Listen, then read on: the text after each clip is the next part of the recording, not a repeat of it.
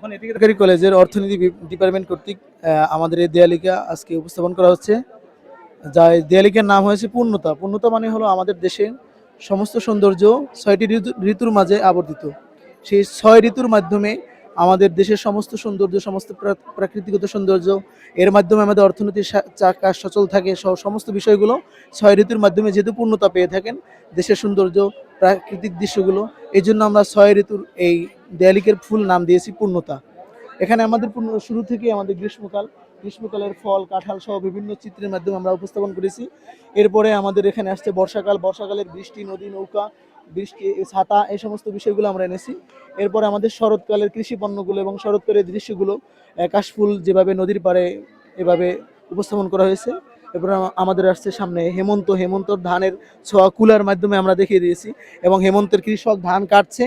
এরপরে আমাদের সামনে আসছে শীতকালে শীতের পিঠাগুলো বানাচ্ছে, দেয়ালিকার মাধ্যমে আমরা উপস্থাপন করেছি। কিভাবে শীতকালের পিঠাগুলো আমাদের মায়েরা বানিয়ে থাকেন সেগুলো আমরা বাস্তব চিত্রের মাধ্যমে, হাতের অঙ্কনের মাধ্যমে দেখিয়ে দিয়েছি।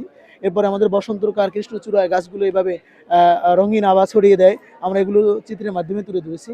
এবং এখানে আমরা একটি চিত্রের মধ্যে সম্পূর্ণ ৬ ঋতুর চিত্রগুলো আমরা তুলে দিয়েছি।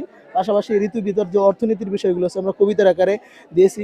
এরপরে একটি একটি একটি বৈচিত্র্যপূর্ণ যে কোনো একটি দেয়ালিকার যে মূল বিষয় থাকে, যে বিষয়গুলো আত্মকথন, প্রারম্ভিক কথন, এরপরে ছড়া, কবিতা, সমস্ত বিষয়গুলো, স্মৃতিকথা, সমস্ত বিষয়গুলো আমরা অ্যাড করার চেষ্টা করেছি এবং আমি মনে করি আমরা এই ক্ষেত্রে সফল হয়েছি। ধন্যবাদ।